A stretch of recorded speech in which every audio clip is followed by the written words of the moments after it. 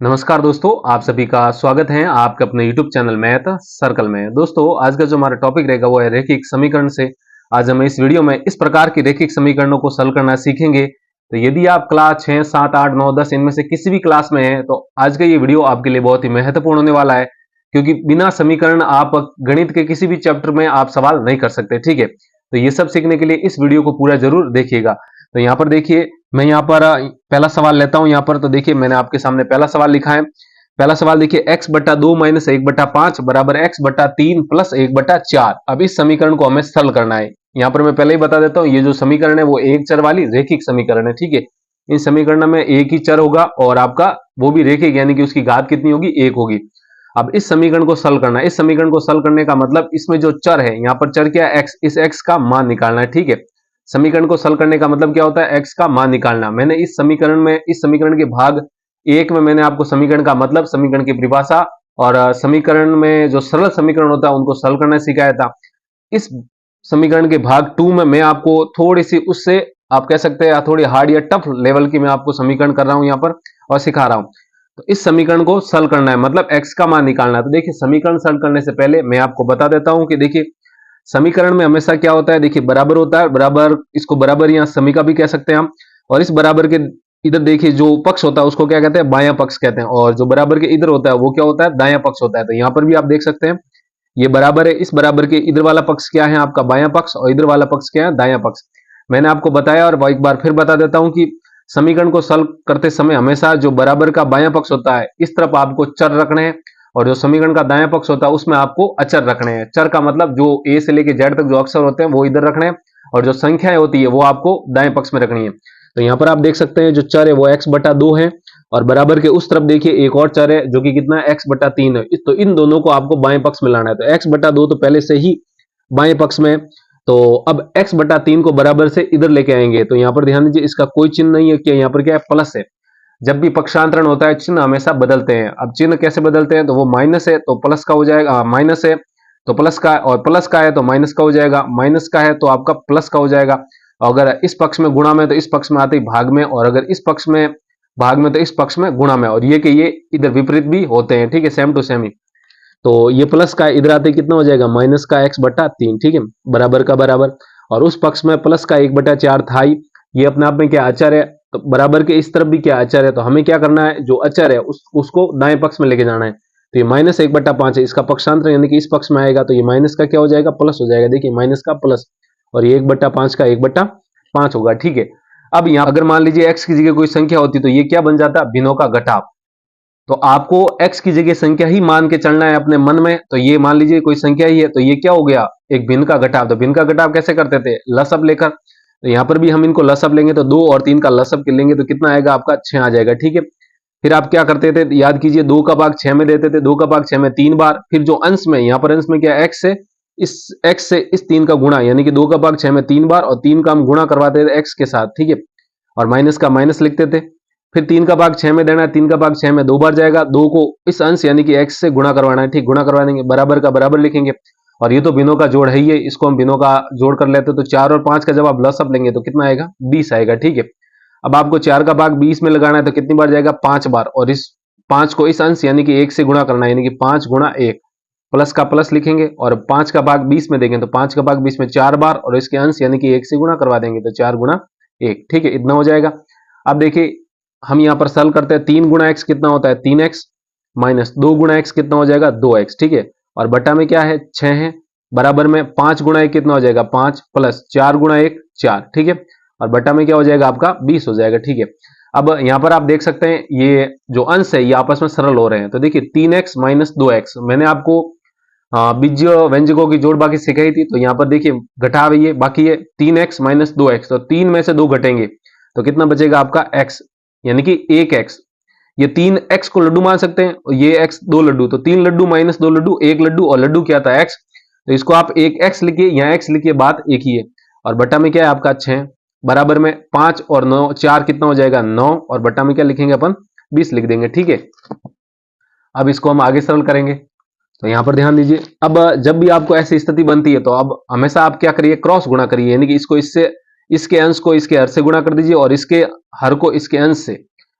ठीक है नहीं। तो देखिए इसके बटा में क्या है, बी से। ये जो क्रॉस गुणा करने का तरीका है वो कंसेप्ट से ही आता है। कंसेप्ट क्या है, देखिए ये इधर भाग में है तो इधर आते ही गुणा में, और ये क्या है इधर भाग में तो ये इधर जाते ही गुणा में। तो बस यही कंसेप्ट है। तो 20 को x से गुणा करेंगे यानी कि 20 गुणा x बराबर में 6 को 9 से गुणा करेंगे तो 6 गुणा 9। ठीक है, तो यहां पर आप देख सकते हैं हमें x का मान निकालना है। स्टार्टिंग में देखिए हमें समीकरण को सॉल्व करना था, मतलब x का मान निकालना था। तो यहां पर भी हम x का मान ही निकालेंगे। तो ये गुणा में 20 है, इधर आते ही भाग में, यानी कि x बराबर क्या लिख सकते हैं आप, 6 गुणा 9 और बट्टा में क्या हो जाएगा आपका 20 हो जाएगा। ठीक है, अब इसको आप सॉल्व कर लीजिए। तो देखिए ये 2 के पहाड़े से कट रहा है, 2 का भाग 6 में कितनी बार जाएगा, 3 बार, और ये 2 के पहाड़े से कट जाएगा 10 बार। तो यहां पर आप कह सकते हैं 3 गुणा 9 कितना हो जाएगा आपका 27। ठीक है, और बट्टा में ये क्या बचा है 10। तो यहां से आप फाइनल जो आंसर लिख सकते हैं वो क्या आ जाएगा, x बराबर 27 बटा 10। और यही हमें इस सवाल में करना था, यानी कि x का मान निकालना। तो आप कह सकते हैं x का मान कितना आया 27 बटा 10। तो इस प्रकार आपको ऐसी समीकरणों को सॉल्व करना है, बिल्कुल एकदम संख्याओं की तरह ही इनको मान के चलना है, आपको डरना नहीं है बिल्कुल भी। आप ऐसा समझिए कि उस चर की जगह कोई संख्या ही है, आप अपने आप ऐसे सवालों को कर लेंगे। ठीक है, तो ये तो हुआ हमारा पहला सवाल। अब हम करते हैं, देखिए हमारा जो दूसरा सवाल है वो क्या है, देखिए n बट्टा 4 माइनस 3n बट्टा 4 प्लस 5n बट्टा 6 बराबर में कितना 2 है। इस समीकरण को हमें हल करना है। इस समीकरण को हल करने का मतलब इसमें जो चर है, चर क्या है n, इस n का मान निकालना है। ठीक है, बिल्कुल आसान है, जैसा हमने पहले सवाल को किया था वैसा का वैसा इसको भी करना है। यहाँ पर ध्यान दीजिए, अगर मैं n को कोई संख्या मान लेता हूं तो ये एक तरीके से क्या बनता हुआ दिख रहा है आपको, भिन्नों का जोड़ घटाव। ठीक है, तो अभी भी आपको भिन्न का जोड़ घटाव ही करना है, डरना नहीं है बिल्कुल भी चर से। तो यहाँ पर देखिए हम क्या करेंगे, भिन्न का जोड़ घटाव करने में सबसे पहले क्या करते हैं, हरों का लसअप लेते हो। तो यहाँ पर भी हम हरों का लसअप लेंगे। तो 4 और 4 6 इनका लसअप लेंगे। तो ध्यान दीजिए मैं यहाँ पर साइड में लसअप लेता हूँ, 4 4 6 का। ठीक है, तो सबसे पहले आप 2 का भाग लगाएंगे। 2 का भाग 4 में कितनी बार जाएगा, 2 बार। फिर इस 2 का भाग 4 में 2 बार, फिर इस 2 का भाग 6 में 3 बार। ठीक है, अब 2 का भाग एक बार फिर लगाएंगे। 2 का भाग 2 में एक बार, 2 में एक बार, और 2 में का भाग 3 में नहीं जाता, 3 को वैसा का वैसा लिखेंगे। अब 3 का भाग लगाएंगे, 3 का भाग एक एक तो आ ही चुका है। अब 3 का भाग 3 में देंगे तो एक बार। ठीक है, तो देखिए एक एक आ गया है। तो अब ये जो हमारे गुणनखंड आए आगे वाले, इन सबको क्या करते हैं, गुणा करते हैं एलसीएम के लिए। तो एलसीएम बराबर 2 गुणा 2 गुणा 3। तो 2 गुणा 2 कितना हो जाएगा 4, और 4 गुणा 3 कितना हो जाएगा 12। तो आप कह सकते हैं 4 4 और 6 का जो लसअप आया वो कितना आया, 12 आया। ठीक है, तो यहाँ पर देखिए 12 आ जाएगा। और अब हम इसको जैसे भिन्न का जोड़ घटाव करते हैं वैसा इसको भी करते हैं। देखिए इसमें इस समीकरण में ध्यान से देखिए, जो आपके चर हैं वो पहले से ही बाएं पक्ष में दिए गए हैं, तो आपको कोई पक्षांतरण करने की जरूरत नहीं है। ये सारे क्या है, तीनों पद है और तीनों अपने आप में क्या है, चर है। तो ये पहले से ही इस बाएं पक्ष में ही है। और जब भी हम समीकरण हल करते हैं तो आपको हमेशा ये प्रयास करना है कि जो चर है वो हमेशा बाएं पक्ष में रखना है और जो अचर है उसको दाएं पक्ष में रखना है। तो इसमें सबको पहले से ही है, तो हमें पक्षांतर करने की जरूरत ही नहीं पड़ी। अब 4 का भाग आप 12 में देंगे तो कितनी बार जाएगा, 3 बार, और इस 3 को इसके अंश यानी कि n से गुणा करवा देंगे। तो लिखेंगे 3 गुणा n। ठीक है, फिर ये माइनस का माइनस। अब 4 का भाग 12 में देंगे तो कितनी बार जाएगा, 3 बार, फिर इस 3 को इस अंश यानी कि 3n से गुणा करवा देंगे। तो 3 गुणा और ये 3n। ठीक है, और बीच में प्लस है तो यहां पर भी हम प्लस लिखेंगे। 6 का भाग 12 में देंगे तो कितनी बार जाएगा, 2 बार, फिर उस 2 को गुणा करवाएंगे इसके अंश यानी कि 5n से। ठीक है, और बराबर में कितना आपका 2 है, वैसा का वैसा चलने दीजिए। अब 2 के बटा में कुछ नहीं तो आप 1 मान भी सकते हैं। अब 3 गुणा n कितना हो जाएगा, 3n माइनस 3 गुणा 3n कितना हो जाएगा आपका 9n। ठीक है, प्लस 2 गुणा 5 कितना हो जाएगा 10, और पीछे वाला जो n का n वैसा का वैसा ही रहेगा। अब बटा में कितना है 12 है, और बराबर में 2 बटा 1 चल ही रहा है। ठीक है, अब देखिए इसको हम आगे सल करते हैं। तो ध्यान दीजिए आगे सल करने पर क्या आता है, देखिए अब यहाँ पर 3n है, ये माइनस का 9n है और प्लस का 10n है। तो अब इनको जब सब आपको उसमें जोड़ेंगे घटाएंगे तो देखिए क्या आता है, 3n और ये प्लस का और ये भी प्लस का है, तो प्लस का 3 और प्लस का 10n कितना हो जाएगा 13n, और 13n माइनस 9n यानी कि 13 माइनस 9 करने हैं आपको। तो 13 में से 9 जाएंगे तो कितना बचेगा 4, और पीछे का क्या बचेगा आपका n, और ये वो लिखेंगे 4n, और बट्टा में क्या है 12। ठीक है, और बराबर में 2 बटा 1 चल ही रहा है। ठीक है, अब ये वैसे की वैसे स्थिति बनी जो पहले वाले सवाल में बनी थी। देखिए ऐसा का ऐसा ही यहाँ पर ऐसा बना था, अब यहाँ पर भी ऐसा का ऐसा ही बना है। यहाँ पर हमने क्रॉस गुणा किया था, यहाँ पर भी हम क्या करेंगे, क्रॉस गुणा ही करेंगे। तो देखिए इसको इससे गुणा कर देंगे, इसको इससे गुणा कर देंगे। तो ध्यान दीजिए 4 को जब 4n गुणा 1 से गुणा करना है, और बराबर में 12 को 2 से गुणा करना है यानी कि 12 गुणा 2। तो 4n गुणा 1 कितना हो जाएगा आपका 4n, बराबर में 12 गुणा 2 कितना हो जाएगा 24। ठीक है, अब 4n का मतलब क्या होता है, 4 गुणा n होता है, इसका मतलब ये होता है। ठीक है, हमें यहाँ पर n का मान निकालना है, 4n का मान नहीं निकालना है। तो यहाँ पर n का मान निकालने के लिए ये 4 जो n के गुणा में है इसको इधर भेजेंगे तो क्या हो जाएगा, ये इधर गुणा में इधर जाते किसमें हो जाएगा, भाग में, यानी कि इसके भाग में आ जाएगा 4।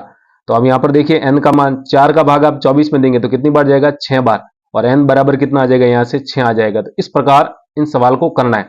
तो आप कह सकते हैं जो हमको समीकरण दी गई थी n/4 - 3n/4 प्लस 5n/6 बराबर 2, इसको सॉल्व करना है, यानी कि n का मान निकालना। तो n का मान कितना आया हमारा, 6 आया। ठीक है, तो आपको इस प्रकार ऐसे समीकरणों को सॉल्व करना है। बहुत ही आसान तरीका है, आपको बिल्कुल भी डरना नहीं है। बहुत से बच्चे ऐसे समीकरण को देख के छोड़ देते हैं। बहुत ही साधारण से समीकरण है, जैसे भिन्नों का जोड़ भागी गुणा भाग चलता है वैसे ही इनको भी करना है। ठीक है, तो ये तो हो चुका है हमारा सवाल संख्या 2। अब हम करते हैं हमारा सवाल संख्या, हमारा जो सवाल संख्या 3 है वो क्या है, x - 5/3 बराबर x - 3/5 है। अब इस समीकरण को हमें सॉल्व करना है। तो देखिए ये जो समीकरण है ये सीधी समीकरण वैसा ही रूप है जैसा कि हमने जो पहली समीकरण दूसरी समीकरण में किया था। यहां पर आप देख सकते हैं इसके जैसा रूप बना है, ये आप देख सकते हैं। यहां पर ये जब भी आपको ऐसा रूप बनता है a/b बराबर में c/d के रूप में, तब हमेशा आप क्या करेंगे, इसके साथ में कुछ नहीं होना चाहिए, इधर ये अकेला होना चाहिए इस पक्ष में, और इस पक्ष में भी ये अकेला होना चाहिए। जब भी आपको ऐसी स्थिति मिलती है समीकरण में, तब आप सीधा क्रॉस गुणा करेंगे, हमेशा याद रखिएगा। मतलब कि इसके अंश को इसके हर से और इसके अंश को इसके हर से गुणा करना है डायरेक्ट, हमेशा याद रखना है आपको ये बात। तो यहां पर भी देखिए ऐसी ही स्थिति बनी है, x - 5/3 और बराबर x - 3/5। तो अब यहां पर भी हम क्या करेंगे, क्रॉस गुणा ही करेंगे, यानी कि ये इधर जो भाग में है 5 इधर आएगा गुणा में, और इधर भाग में जो 3 है वो इधर जाएगा गुणा में। ठीक है, तो यानी कि 5 को इन दोनों से गुणा करेंगे, यानी कि 5 और गुणा करवाना है x - 5 से, बराबर का बराबर, और इस 3 को इस वाले पद से गुणा, यानी कि 3 को गुणा कराएंगे x - 3 से। ठीक है, अब गुणा करने का जो तरीका है वो क्या है, एक पद का 2 पदों के साथ है, तो ये 5 का गुणा एक बार इसके साथ होगा और एक बार इसके साथ। तो 5 का गुणा x के साथ होगा तो 5 गुणा x 5x, और इसका चिन्ह कुछ नहीं मतलब प्लस है, तो प्लस गुणा ये जो माइनस है क्या हो जाएगा, माइनस। फिर 5 को 5 से गुणा करेंगे तो कितना आ जाएगा आपका 25 बराबर में। फिर इस 3 का गुणा भी ऐसा ही होगा जैसा 5 का किया है, तो 3 का x के साथ गुणा होगा तो 3x, इसका चिन्ह कुछ नहीं मतलब प्लस लगा है, तो प्लस गुणा माइनस क्या हो जाएगा, माइनस। 3 गुणा 3 करेंगे तो कितना हो जाएगा, 9 हो जाएगा। अब ये बहुत ही साधारण से समीकरण बनी है, और इसको सॉल्व कैसे करते हैं, चरों को एक तरफ करते हैं और अचर को एक तरफ। तो यहाँ पर चर को हमेशा बाएं पक्ष में रखते हैं, तो ये 5x का 5x, अब ये जो प्लस का 3x है बराबर के उधर यानी कि दाएं पक्ष में, तो इसका चिन्ह क्या है, प्लस है, तो इसको इधर लेके आएंगे, ये क्या हो जाएगा यहाँ पर माइनस का 3x। ठीक है, पक्षांतरण करने पर चिन्ह बदल जाते हैं, बराबर का बराबर। ये -9 उधर ही है, अचर है, और अचर को इधर ही रखना है, तो ये -9 पहले से इधर है। ये माइनस का 25 का जब पक्षांतरण होगा तो ये किसका कितना बन जाएगा, प्लस का 25 हो जाएगा। ठीक है, अब 5x - 3x, 5x - 3x कितना होता है आपका 2x। ठीक है, बराबर -9 + 25, अब ये माइनस और ये प्लस है, असमान चिन्ह घटेगा, तो 25 में से 9 जाएंगे तो कितना बचेगा आपका 16। अब हमें तो x का मान निकालना है, जबकि यहाँ पर 2x है, 2x का मतलब क्या होता है, 2 गुणा x, ये गुणा में क्या है 2 है, तो इधर जाएगा तो भाग में, तो आप कह सकते हैं x बराबर 16/2। जब आप 2 का भाग 16 में देंगे तो कितनी बार जाएगा, 8 बार। तो आप कह सकते हैं कि x का मान कितना हो जाएगा 8, और यही हमारा क्या है, आंसर है। तो हम कहेंगे कि x - 5/3 बराबर x - 3/5। इस समीकरण को सॉल्व करते हैं तो x का मान जो चर है उसका मान कितना आता है, 8। इस प्रकार आपको ऐसे समीकरणों को सॉल्व करना है। इस प्रकार के समीकरण में हमेशा आपको ऐसे ही करना है, बहुत ही आसान तरीके से आप आंसर प्राप्त करेंगे। तो आज के लिए इतना ही रखते हैं। उम्मीद करता हूं कि आपको ये समीकरण समझ में आए होंगे कि इनको कैसे सॉल्व करते हैं। यदि समझ में आए तो वीडियो को लाइक कीजिए और चैनल को सब्सक्राइब कीजिए ऐसी बेसिक वीडियो पाने के लिए।